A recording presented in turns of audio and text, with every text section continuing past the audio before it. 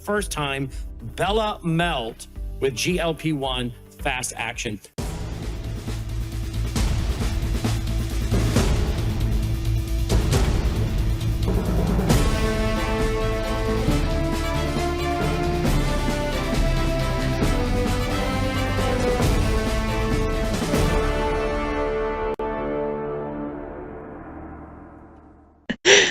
Welcome to Live Up to Freedom. Thank you so much for joining me today on this beautiful Monday, March 23rd, 2026. If you're wondering why I am so orange, it's because right before I got to my computer, one of my blackouts fell from the window. So I'm getting light from outside, but that's all right. Just imagine that it's summer and I'm like overly tanned. Never happened. We are live on worldviewtube.com, WorldViewTube Rumble and X account, WorldViewTube app, which I always encourage you to install. If you haven't, it is for free, available on your app store. We're also live on X America News on X and live on my platforms on Facebook, X, Rumble, YouTube, and Substack. Join the conversation, as I always invite you to do so. What we're going to do today is I'm going to take about 10 to 12 minutes. I'm going to talk to you guys about a few things, and then we're gonna head to my speech from 2 Saturdays ago in Chicago when I did my book pre-release signing. It was an amazing event, so we're gonna go and watch that speech, which was about 46 minutes. There's a lot to talk about, but not today. I will dissect it all tomorrow. Hopefully we have more information by then too, but let me start here. Thank you. The book was officially released on Saturday, which would have been Friday night. And though I prayed a lot, and I'm going to be very honest with you, that very moment when I got the message from Amazon that your book is live, the paperback and Kindle, I panicked. No idea why. I guess this is what you feel with your first book or something, but I panicked. So I started praying.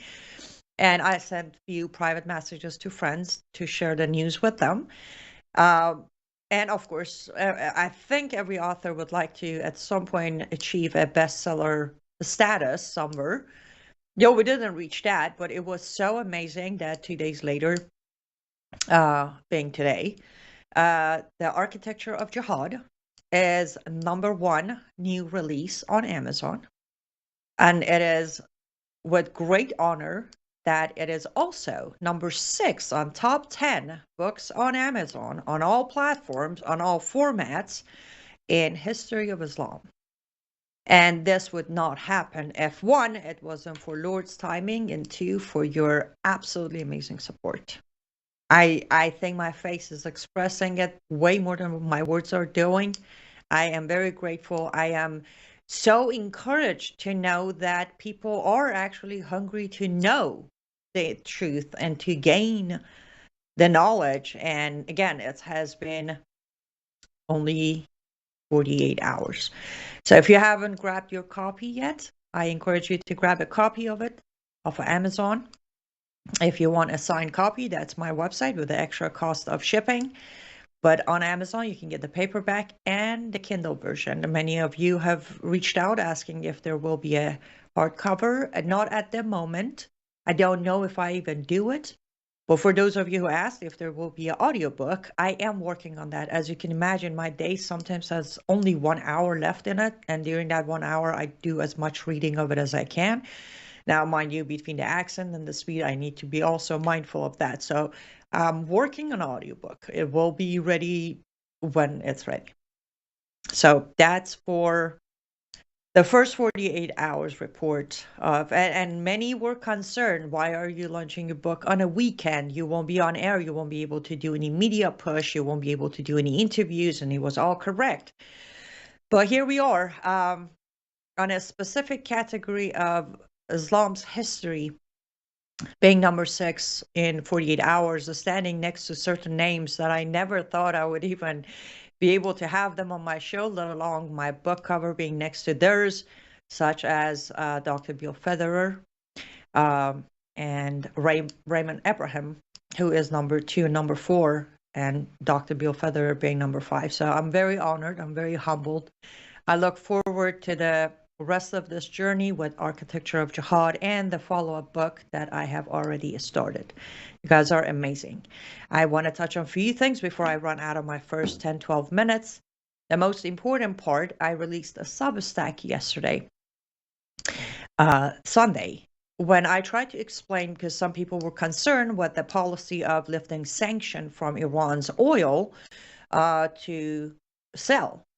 It was a valid concern. So I released a Substack to try to explain it from an unbiased point of view, as always, from a different corner that I stand and look at things.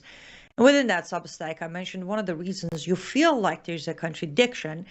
It's not a contradiction. It's that you need to understand, as I have mentioned last week on my show, you need to understand that this war we're watching, it started as a common goal, common objective war of U.S.-Israel alliance against the Islamic Republic of Iran, but it shifted, it drifted. We are not aligned with our ally anymore. So Israel they've been very clear about their objective from day one: topple the regime. End of the story.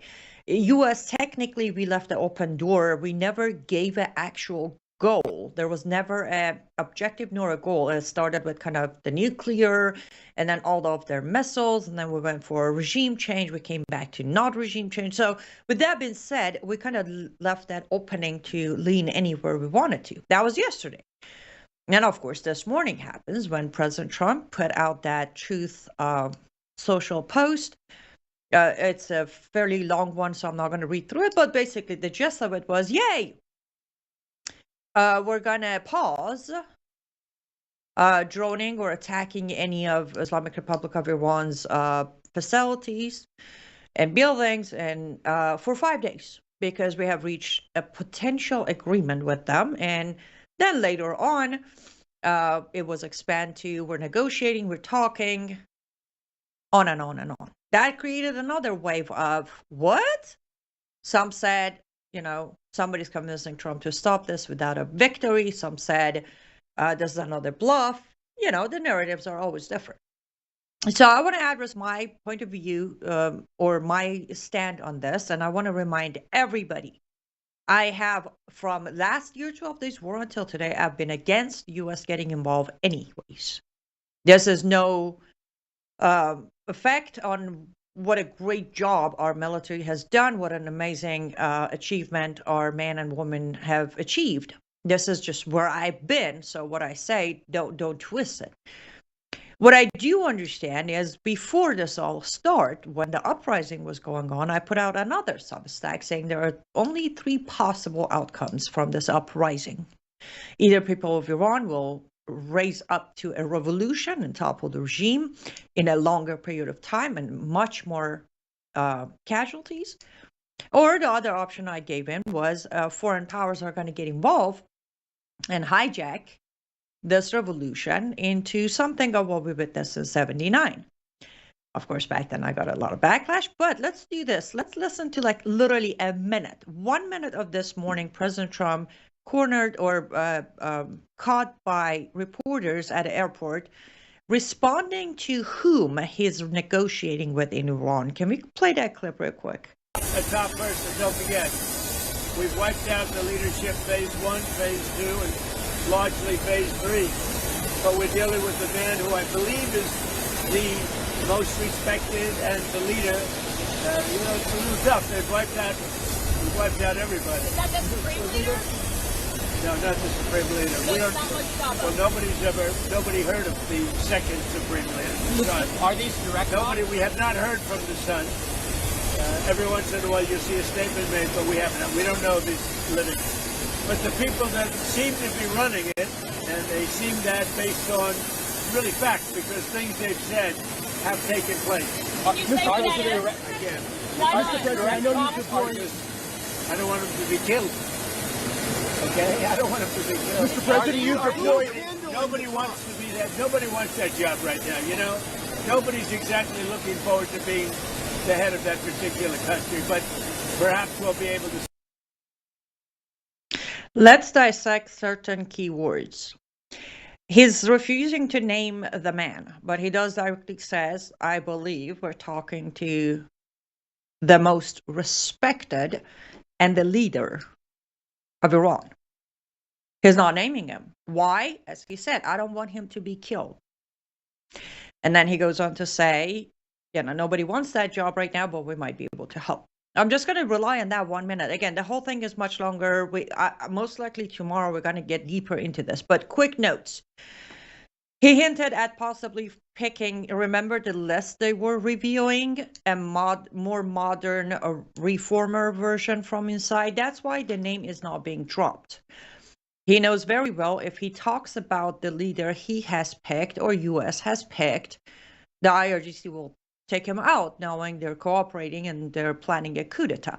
So that's why the name is being kept secret. We, on the Iranian side of things, from Iran International to Radio Farda to the rest of us, we have a guess on who that name exactly is. Ghalibaf is the name we're picking. But bottom line is, when I came out and said I wasn't comfortable with Trump saying, I will pick the leader and we have a list, a lot of people said, you're getting ahead of yourself. This is just part of the 3D chess. Well, today's sentences confirm what I said a few weeks ago. And again, tomorrow we'll dissect it. But for now, remember this. You can't negotiate with a government that is not a government, because we all know Iran is ran by IRGC at the moment due to lack of actual Sharia system in place. So whomever we are talking to is definitely the replacement we have picked. As I said, we'll get more details tomorrow. I'll go through all of this tomorrow. Possibly I'll be joining Brennan House tonight. We might even touch on it there. But for now, just remember, we all define victory a different way. So anybody who thinks there's no victory, we're walking away without it, depending on what you call that, it could be different.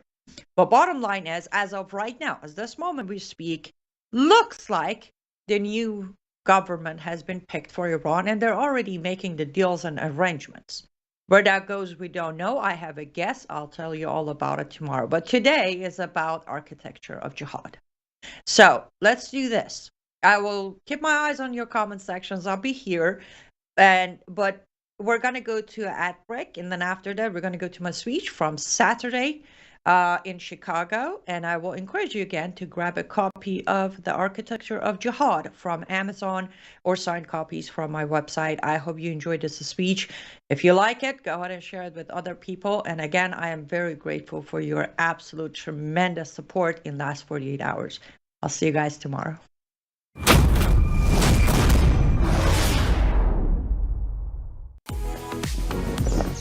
Life is too short to spend a single moment spinning in laundry worries. Take a load off your mind with the all-new Norwex Powerzyme laundry detergent. This natural detergent harnesses the power of enzymes and plant-based surfactants to leave fabrics fresh and clean without fillers, brighteners, synthetic fragrances, bleach, or harsh chemicals. So go ahead, have your cake and eat it too. More than ever, stressful stains have met their match. Powerzyme's fast-acting enzymes break down organic substances while natural surfactants loosen locked-in dirt and oil, removing residue, stains, and odors with ease. With 91% bio-based ingredients, this dermatologist-tested hypoallergenic formula is suitable for sensitive skin types and delivers a safe and effective clean that won't harm you or the planet's waterways. Less time spent worrying about laundry means you can focus on what truly matters. Norwex Powerzyme Laundry Detergent. Discover the power of nature and load up on confidence. Well, hello everybody, it's Annie Cyrus. Welcome to my art studio where all the magic happens. This is the station for painting, and that is the station for all the resin art I do. If you want to check out my art, all you gotta do is go to lutfstudio.com.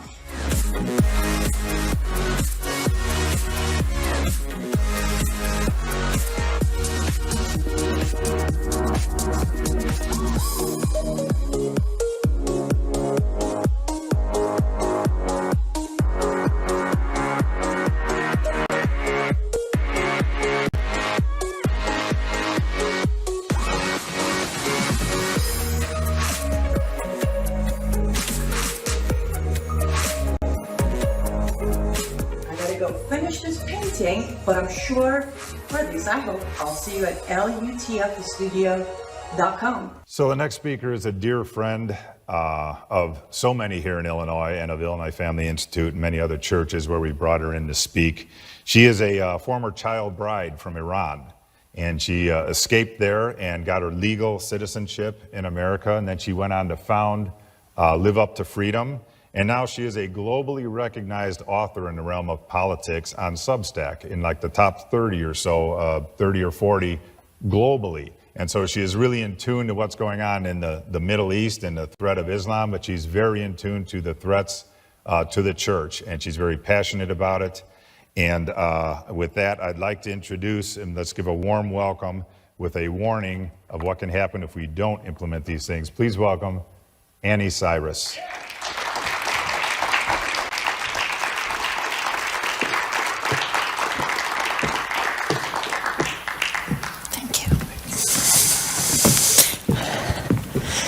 Good afternoon.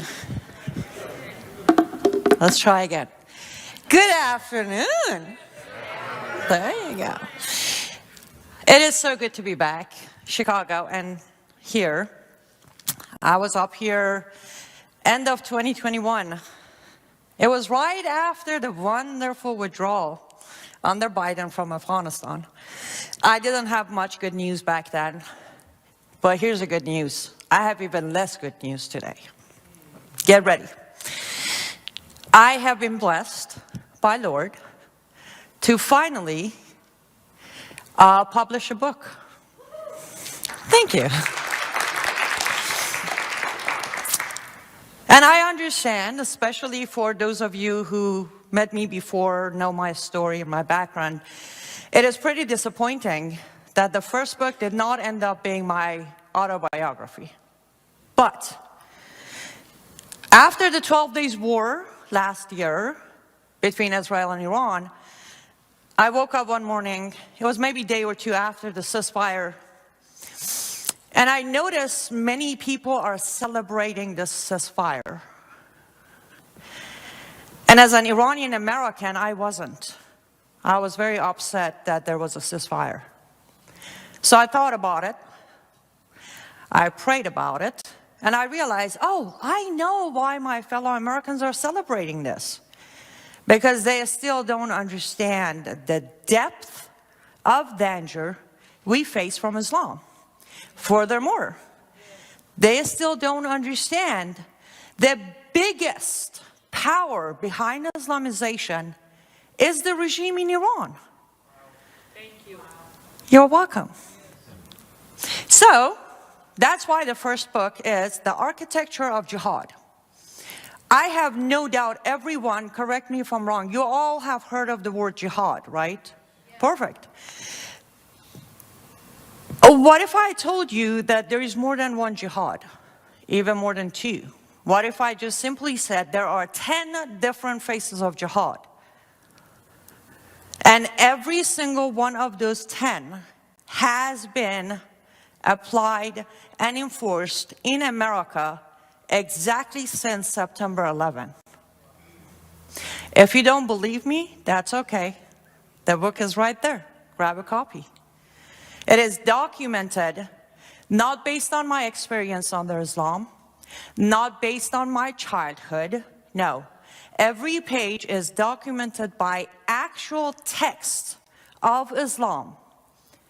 Quran, Sirah, Hadith, Reliance of the Traveler, and Tafsir from all 4 major Islamic schools. By the way, sorry, I sometimes use terminology that are confusing. Tafsir is when the muftis of Islam dissect, explain, and take a meaning of a Quran. I have documented Muhammad's life and his time and how he used every single one of these jihad forms. Then I walk you through the history of how that face of jihad make its way from Muhammad time to modern day. And then we go through the modern day application of that jihad.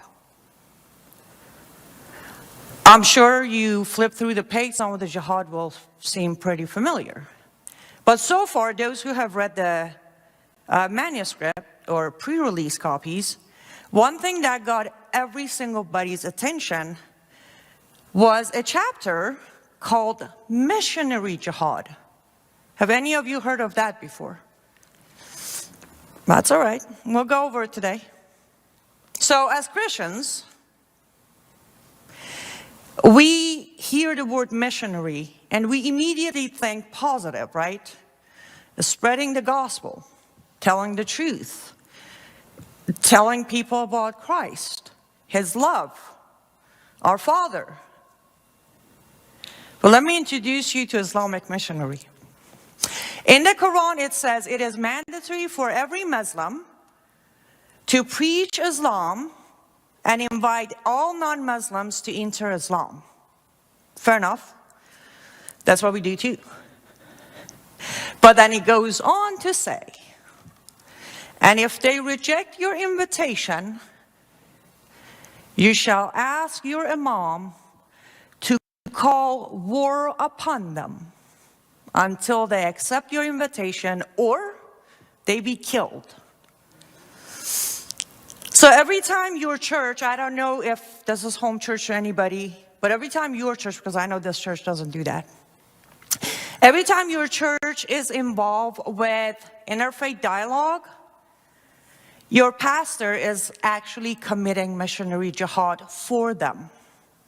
Because every time he allows you to go talk to them or them come talk to you, if you don't become a Muslim, you just became an approved target by Islam. And God forbid, if you do agree to become a Muslim, well, I think that's even a bigger sin for your pastor. But I'm no pastor, so I'm not going to pass judgment here. Now, as of right now, as I speak to you, on this beautiful, undecided weather Saturday in Chicago, there are over 360 interfaith dialogue buildings across America. Which means over 360 churches in America have agreed to coexist with a mosque. Now, I'm not going to say synagogues are not involved with it. They are too. But today we're talking about Christians, so I'm going to stick with churches. That means 360 plus pastors have decided to lie to you. Either because they don't know what they're doing, or, well, because they decided it's better to negotiate with terrorists.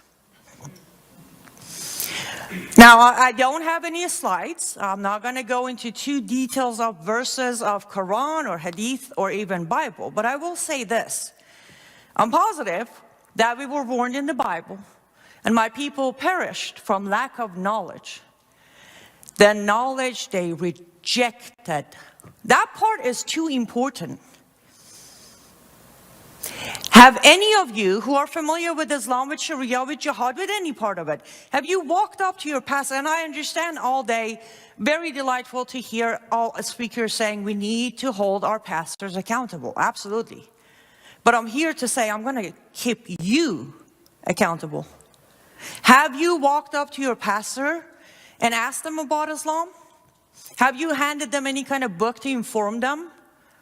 Have you given them a chance to reject knowledge before we keep them accountable? And I understand, yes, pastors are to lead.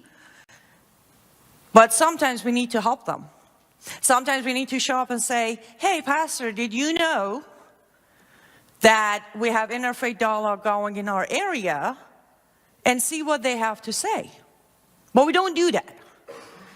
I was so happy, by the way, to be almost one of the last speakers because I got the sense of the room that it's okay, I can practice my First Amendment. If I offend you, you're going to be okay with it. I agree with one of the comments made earlier. We have become too lazy. We look for somebody else to blame when our country is taken away piece by piece every day. And again, proof of everything I'm saying is in the book. And no, this isn't me plugging the book. This is me saying I only have 36 minutes to get through it, so I can't give you every piece of evidence. But the evidence is there if you want to confirm. We expect our politicians to all get it right. We expect our pastors to do the right thing. We expect our neighbors to start. But we're never the first one to get up and say, you know what, I'm going to start. And it may not be any of you in this room when I say we, I'm specifically talking about Christian Americans. We're very good at blaming other people for our problems. So let me step from missionary jihad, which I gave you a short version. I'm going to step to the very last jihad that probably you never thought of. It is called betrayal jihad. It is the only form of jihad that is not in the Quran, that is not in the tafsir, it's not in reliance of the traveler, it's nowhere in Sharia or Islam. Because we're committing it. Because the non-Muslims have abandoned their values, their constitution, their leaders, their duty, and decided to take the easy way out. Coexist, look the other way, let it go, don't create conflict. There is a saying from Cyrus the Great. He said at some point one day, those who choose ease over duty prepare to be led by others. And I can't help but to think we have chosen that very path in America. In your city, right here, there are stores, small family stores to big Walmarts, selling halal product, correct? No? Maybe? And that halal product has a specific type of Islamic taxation on it. And percentage of that taxation goes directly to fund the most known jihad, which is war against non-Muslims. So you're locally, you're allowing the funding of jihad against yourself. And some of you might even shop at that store. I personally know many Walmarts, people just shop at it.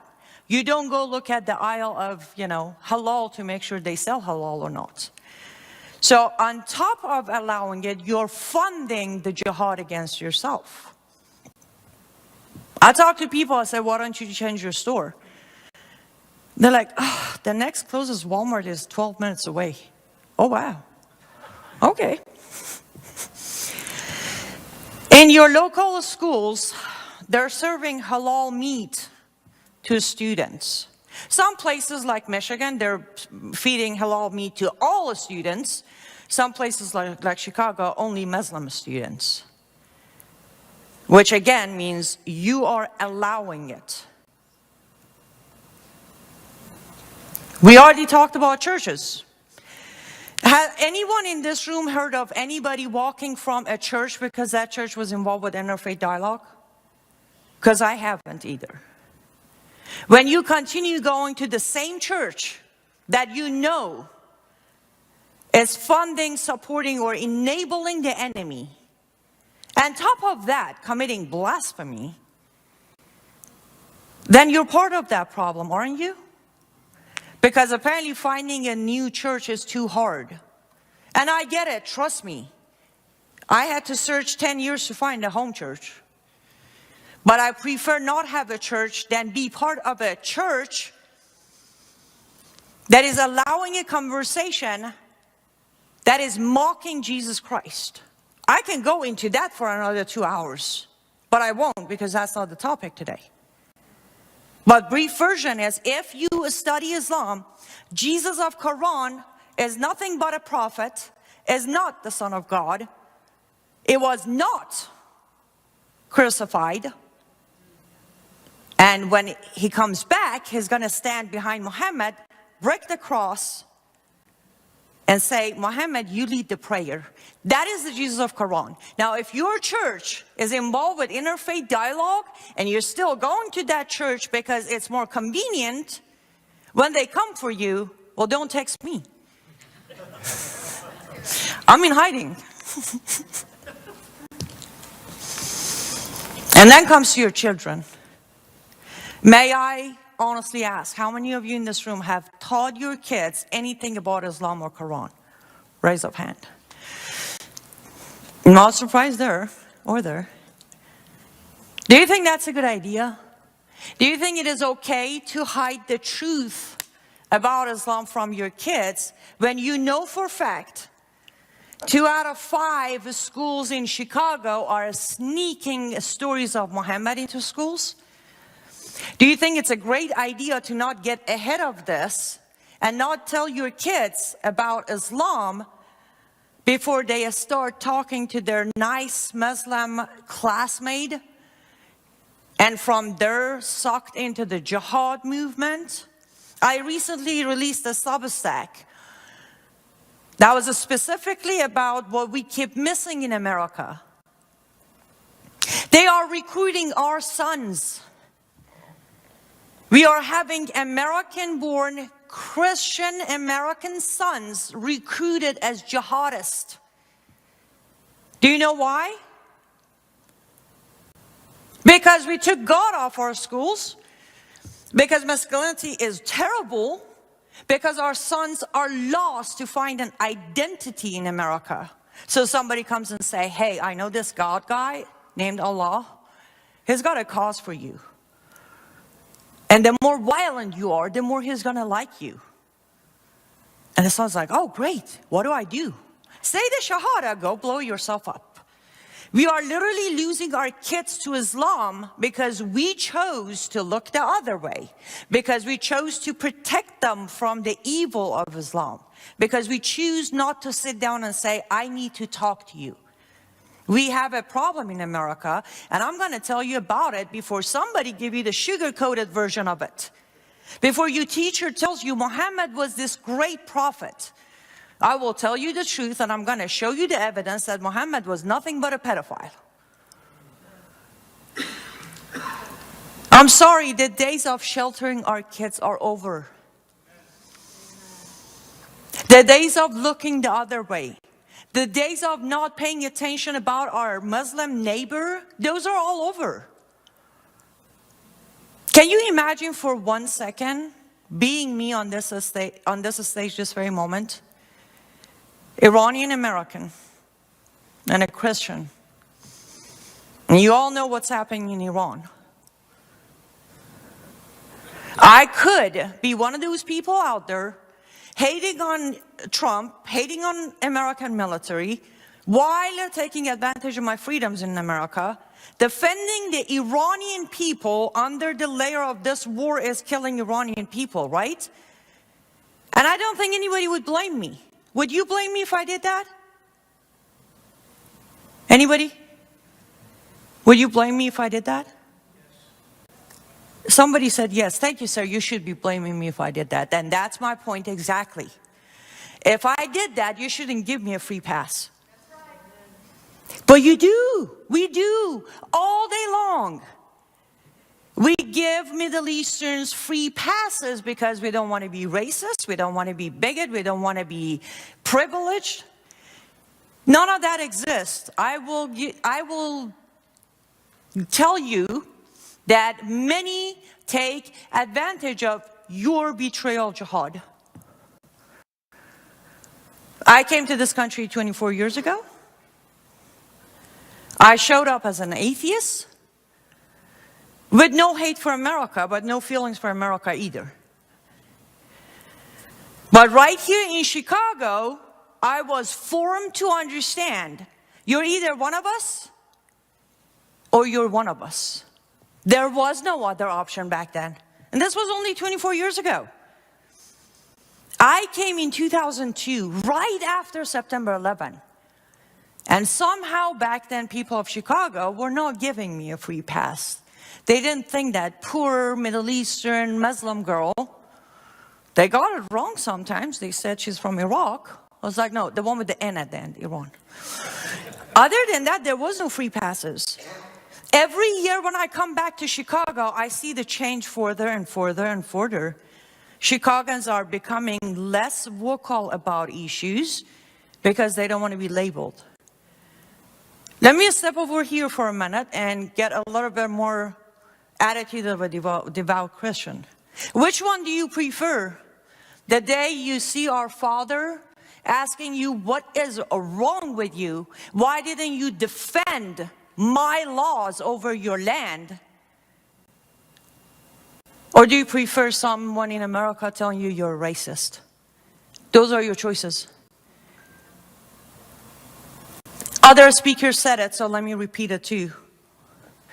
Our duty as Americans is to the Constitution. Our duty as Christians is to Christ and Christ only. Stop tiptoeing around people's feelings. You know who you are. You know your heart. There is no reason to worry about labels.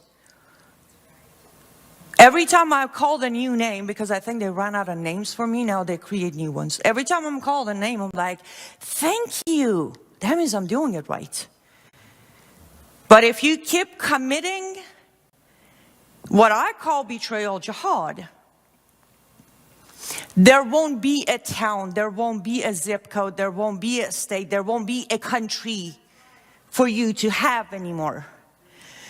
I want to take you back to 10 weeks ago, when Iranian people came on the street on December 27, 2025, for the 12th time in 47 years, to try to take their country back. For 8 weeks straight, until Israel and US started the strikes on Iran. And Iranians are still holding on hope that US and Israel will finish the job. Forgive me as I'm about to say this, but what makes you think you're better than Iranians? What makes you think in 47 years you're not going to face that? And here's a question. Who are you going to wait to come help you then? Because Iran can count on Israel and America today. Who are we going to count on in 47 years to come save us? Nobody. There is no one left. When America is conquered, they're going to try to wipe Israel off the map. Why do you think we are not target number one? Israel is facing the typical battle jihad every day. But America is facing all 10 phases of jihad because they have to take us out before they can go after Israel. So in 47 years, in 50 years, there is no one to come help. There is no taking this country back. And if you think there is, I ask you this. Whatever it is you want to do in 50 years, why are you not doing it today? And genuinely, I want to know that. Why are you not taking any actions today? Because you think it's not going to happen here? Because you have somehow missed the whole point that as we step into 2026 midterm, there are 318 active Sharia practicing officials from local, state, and federal government in our offices. Yes, exactly. Lack of knowledge. Lack of knowledge. If we don't pay attention to what is priority today? Genuinely, what is priority? If conquer of America is not your priority, I mean, I don't know. We can go have pizza, I guess. There's football somewhere Sunday. They are conquering our land through different jihads, which all have a way to counter.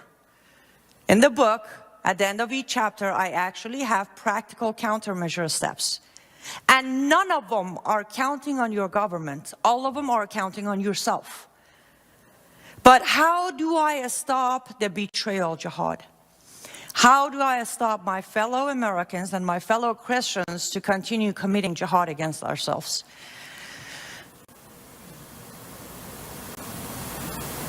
I can think of a few ways, which number one is, of course, writing a book and then hoping they will read it.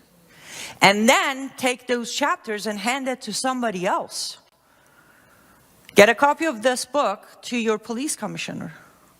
Because I also talk about law for jihad. Give it to police officers, military, lawmakers, legislators, everybody.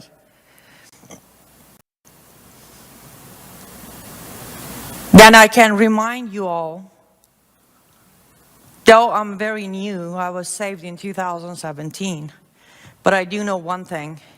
When you think you're in control, God will remind you how much in control you're not.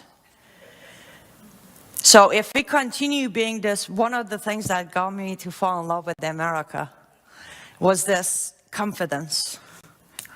We the people. It sounds so good, doesn't it? We the people. And nobody else can say it. Only belongs to America. We the people. But then somewhere we went from that, we the people, into I'm untouchable because one day somehow somewhere founding fathers did it. That's the problem today. We think we're still untouchable. May I remind you of COVID time? How untouchable were you? We're not untouchable because we think we're in control. Because we think being American somehow protects us from the rest of it. No, what protects us is being Christians. And again, said earlier, I think it was Pastor Jim who said it, when we talk as Christians, there is no nationality behind it anymore. It's sisters, brothers in Christ. We keep mocking Europe. Oh, Europe is gone, UK is gone, France is gone, right? Look what they did. We're doing exactly what they did. They kept quiet. They thought there's a negotiation with terrorist jihadists somewhere. They thought if they don't know the Quran, that's fine. Who needs to know the Quran? They didn't educate themselves. They couldn't differentiate between the ideology and the people.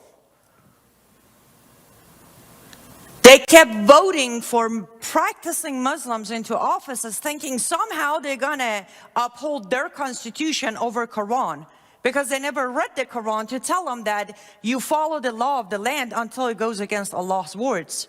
At that point, you stop following that land's laws. So educate, educate, educate, but at some point that education needs to become action. My question for this room is, are you genuinely willing to sacrifice 10 minutes a day to take action to stop Islamization of Chicago? I'll take that as a no. How about 5 minutes? It doesn't take much. Believe it or not, it doesn't take much to stop this. The very first thing is you need to remember. I'm going to step a little over here. Let me talk to you as the foreigner. This country is beyond your comprehension. You have no idea what you have. Not a clue. There are billions who would give parts of their bodies to come to America and live in America. The uniqueness of this country, not by law, not by constitution, by its people, is to itself. You don't find this anywhere. I know you all love America, but I want you to start loving Americans beyond party lines, beyond age and generation. Remember, America is made of Americans. And if Americans keep fighting each other all day long over tiniest differences, we are so distracted that New York City ends up with Mamdani. Mamdani would have stand no chance if the people of New York City stopped fighting over Democrat versus Republican. And gradually, you're going to have Mamdanis and Rashida Tlaibs and Ilhan Omars and Keith Allisons and every single one of them coming in more and more if you keep fighting each other. It's United States of America. Don't fight each other, fight the problem. We have allowed our problem to create the division between us as Americans. And Islam is a master of divide and conquer. When you want to argue with a Democrat on any topic, pick your topic. Start your debate, start your argument by reminding them we have a common passion, and that is our country. And then go from there. And don't attack each other as individuals, especially if you're Christians. They can testify to this one. Christians fight each other over Muslims. Since when you're more worried about defending a Muslim than your sister or brother in Christ? When did that become fashion? Historically, it's been proven that Islam advances when a nation turns against itself. Again, I have documented that in that book. They conquered Persia that way. They conquered the Indian Empire that way. And if we don't learn from, if we're not going to learn from Bible, from history, from Quran, what are we going to learn then? From Fox News? So you need to go back before anything else. Remember America, and then remember our founding fathers, and then remember the American values. United we stand. Isn't that an America thing? Right? In UK, they never said, united we stand. I don't know what they say there. You need to learn or relearn our values. As Christians, I guess, you need to remember, there is no bending God's law. Is there? Maybe no, there isn't, right? We don't bend God's law because it's more convenient or easier. And even though we are to love our enemy and love the sinner, not the sin. And love is everywhere when it comes to our message. But there's also the tables we're supposed to flip, aren't we? And I can tell you, I can assure you, one of the biggest tables that needs to be flipped in the United States of America is every and any person in charge of local, state, or federal government who is appeasing to Sharia. You can easily access the names who has sponsored Ilhan Omar's legislation or bill to impose anti-Islamophobia bill. Track them, fire them. You can financially hurt the networks of a small or big who are promoting coexistence, promoting Islamization, promoting we all believe in the same God narrative. Financially hit them. It's called boycotting. It's called taking 5 minutes out of your day to call their sponsors and tell them, if you continue sponsoring this network, I will boycott you. You've seen left do it to the right, haven't you? And why are we so shying away from their own methods and tactics? It's 5 minutes a day. Make a phone call. Because I can guarantee you, again, I remind you, Iranian American. Iran stands over 2,700 years of history. We're really a baby in comparison. If Iran was conquered, America will be conquered. And if we don't push back, if we don't use our God-given rights today and wait for using it when it happens, well, you won't have those rights when it happens. Iranian people don't have a Second Amendment. Iranian women don't have anything. None. And most importantly, Islamic countries, none of them except Saudi Arabia were Islamic countries. So if you want to rely on history, Islam has conquered one way or another, one way or another. Their army, if not, well, there is always migration jihad. There is always NGOs that we donate to because we want to do humanitarian work. And we don't even check who they're bringing into the country through their refugee resettlement.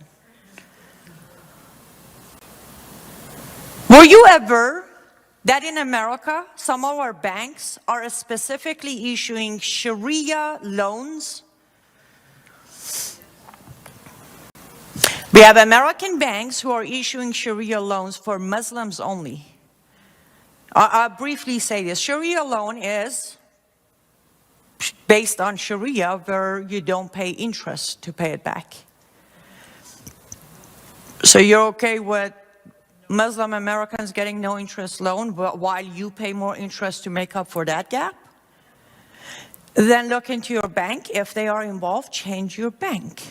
I know it's very painful process, get a new bank, change all the auto pays, get a new checkbook. That's okay. That's okay. And that's where the hard work comes in. You have to learn to say no. I think the saying is vote with your wallet. Stop jihad with your entire action from morning to night. You have to. I'm sorry, you waited too long. So the list of due is much longer than it was a year ago or 5 years ago or 20 years ago. They have conquered our banks, our grocery stores, our transportation, our offices from federal, state, local, our schools, our communities with their mosques.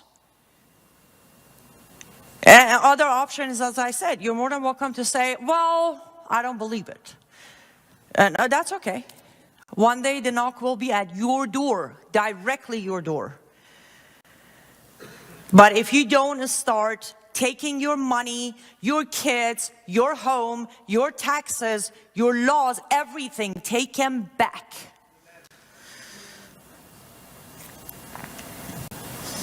I'm not so sure if I have shocked the room too quiet or nobody wants to actually get involved. That's why you're all quiet. I don't mean to shock the room. But if I did, well, you needed the shock. I released the Substack about a few months ago, listing the completely conquered cities in America. There are 18 of them. 18 cities in America are fully conquered. And then at the bottom, I listed the upcoming 10 by end of 2027. Chicago is the number 2 out of upcoming. And again, I invite you to, these are all for free on my Substack. You can read them for free. Read my Substack. I have the evidence why I think by end of 2027, Chicago will be conquered by Islam. Read them, you can believe them, you don't have to believe them. There's call to action to follow and stop the Islamization of just Chicago by itself. I understand the color blue of Illinois is catching a lot of eyes, but I want you to zoom in. It ain't blue, it's green. It has becoming, it started fainting into green 4 years ago. In about 2 years, it's going to be fully green, representing Islam. I'm sorry, at that point, you don't get to argue Democrat versus Republican. You get to argue American versus communist Muslim. That's going to be your argument by end of 2027. When all the candidates are going to pop up to start going for the general election of 28.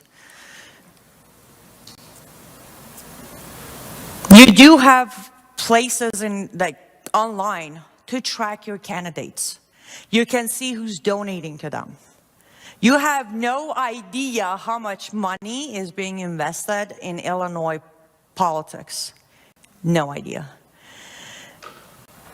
CARE Chicago, that's Council for American Islamic Relations. CARE Chicago is the third most spending of CARE in America. And let me remind you, the main donor of Mamdani was also CARE. When he was elected, Linda Sarsour released a video and said, I was told to keep quiet until now. But now he has rise to power. I want to thank the Muslim community for their donations, but mainly, special thanks to CARE for putting in the majority of money that was needed for him to win. I don't know if any of you are even calling your local CARE to ask questions. I mean, I don't know. Do you even have the address to your local CARE? You should. You should pull up the address. You should show up. You should ask questions. You should demand documentation based on court evidence. A lot of CARE lawyers are not lawyers. They never pass the bar. But they keep suing people. I'm sure you've heard of one of the top 5 biggest stories of CARE lawsuit was Chicago. The airport, when they requested the niqabi Muslim woman to remove her niqab so they could confirm her identity. CARE sued the airport and won the case. These are, by the way, small pieces of my evidence as to how Chicago is conquered. Well, will be completed by end of the 2027. And your local CARE is very active, but they're flying under your radar. They're funding jihad, they're backing mosques, they're forcing your legislators to make ruling to avoid lawsuits, because that's what CARE does. The biggest example of my law for jihad in the book is CARE. With case over case over case of them suing good American companies and people to force them to give in, to force them to give up. And I'm sure there's a handful of good lawyers in Chicago who will go up against CARE. Yes, I am promoting countersue. Not just in Chicago, but we're in Chicago, so I'm talking about Chicago. CARE has silenced too many organizations and too many Americans by lawsuit. And for some reason, this is America. I mean, lawsuit is America's thing. But we don't countersue CARE. We're too scared of them. I don't know why. Let's not be scared of them. That's the story that Chaplain Lee can tell you. There's nothing to be afraid of when it comes to lawsuits and charges and all of that. Have faith, stand up, do the right thing, countersue. I had a strong feeling I'm going to run out of time before I complete this topic. To be fair, it's a pretty huge topic to cover. Since I only have 2 minutes, I'm going to calm down. And I said, I don't have many good news. But the good news we always have is we have God on our side. So that's the best news we can have. But then also, I know for a fact, nowhere documented did Lord say, you sit back, relax, I got this. No. Though we know the end, but until we get to the end, we have a role to play. So I am asking you, as your sister in Christ, as your fellow American, as your Persian speaker, whichever one you like. Stay in prayer, always. Stay in prayer. But prayers without action, it's gonna get us today nowhere. Thank you. Quick actions. Get a copy of the book, not for my sake, which would help dramatically, but get the copy of the book for your knowledge. Read it, contact me and say, hey, I want your chapter 3 sent to my pastor, and I will gladly send a digital copy of that specific chapter to the person you request. Step 2 is start picking up phones. Oh, I'm sorry, step 2, vote on Tuesday. Step 3, pick up the phone, start locating your Muslim community funders in Chicago. Then track the money, and when you come to the glitch, then you contact your Attorney General office. You give them the evidence, and you have them do the right thing. And until next year, hopefully when I come back, stay safe, but stay vigilant. God bless you, God bless America, and God bless Israel.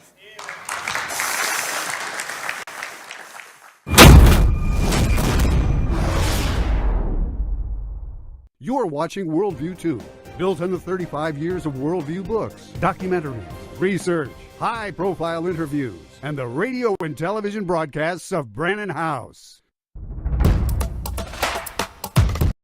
Tonight on the Worldview Weekend Hour, Lesson 8, as we study